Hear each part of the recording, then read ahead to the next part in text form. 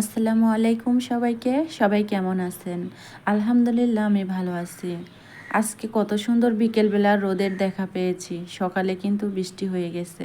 আর এই শেষ বেলা এসে সুন্দর একটু রোদ বের হয়েছে। সাথে দেখুন মাশাআল্লাহ কত সুন্দর যে বাতাস বইছে। দেখতে ওয়েদারটা অসাধারণ লাগতেছে। আর এই সময় আমার মনে চাচ্ছিল যে মিষ্টি কিছু খাই। তো রুমে সেরকম কিছুই ছিল না। তো একটু লাচ্চা ছিল, সেই লাচ্চাগুলো দিয়ে আমি মিষ্টি নাড়ু বানাবো। আর কিভাবে বানিয়েছি ওটাই আপনাদের সাথে শেয়ার করতে চলে এসেছি। একদম অল্প সময়ে অল্প উপকরণে নাড়ুগুলো আমি বানিয়ে নিয়েছি। চাইলে আপনারা বানিয়ে খেতে পারেন, অনেক মজা লাগে। তো লাচ্চাগুলো আমি প্রথমে ভালোভাবে অল্প একটু সাদা তেলে ভেজে নেব। লাচ্চাগুলো ভালোভাবে লাল লাল করে ভেজে নেব, অল্প আছে, বেশি আঁচ দিলে পুড়ে যাবে। অল্প আছে ভালোভাবে নেড়ে চেড়ে নিয়েছি এবং স্বাদ মতো তার মধ্যে একটু চিনি দিয়ে দিলাম।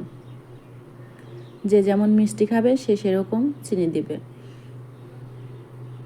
তো অল্প পরিমাণ এর মধ্যে চিনি দিয়ে আমার কাছে কিছু কোটার দুধ ছিল, কোটার দুধ একটু দেব যাতে টেস্ট ভালো হয় এবং লাচ্চাগুলো ভাজার পর যেন একটু আঠালো হয়, যাতে করে আমি লাচ্চাগুলো নাড়ুগুলো খুব সুন্দরভাবে বানাতে পারি। এই জন্য আমি কোটার দুধ এখানে দিয়েছিলাম। কোটার দুধ দেওয়ার চেষ্টা করবেন।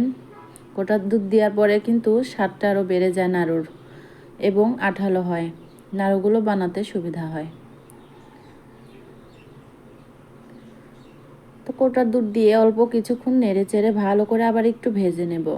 কোটার দুধ দেওয়ার ফলে কিন্তু নাড়ু বানানো অনেক সহজ হয়ে গেছিল এবং দেখতে পাচ্ছেন যে একটা আঠালো ভাব চলে আসছে লাচ্চাগুলোতে। তো এই যে দেখতে পাচ্ছেন আমার আঠালো হয়ে গেছে, এখন কিন্তু পারফেক্টভাবে নাড়ু বানানো যাবে। তো আমি হালকা আছে, মানে খুব ঠান্ডাও না খুব গরমও না, এরকম অবস্থা আমি নামিয়ে নিয়ে এখন নাড়ু বানাবো এক এক করে।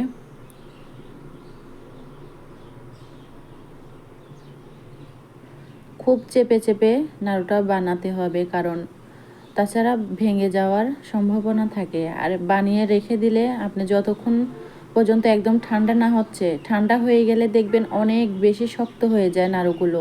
খেতে কিন্তু মাশাআল্লাহ দারুণ লাগে। অল্প উপকরণে অল্প সময়ে এই নাস্তাটা, যারা বেশি মিষ্টি পছন্দ করেন, হুটহাট সময়ে মিষ্টি খেতে মন চায় কিন্তু ঘরে তেমন কিছু থাকে না, তাদের জন্য খুবই ভালো। আমি তো মাঝে মধ্যে খাই, তাই আজকে আপনাদের সাথে শেয়ার করলাম।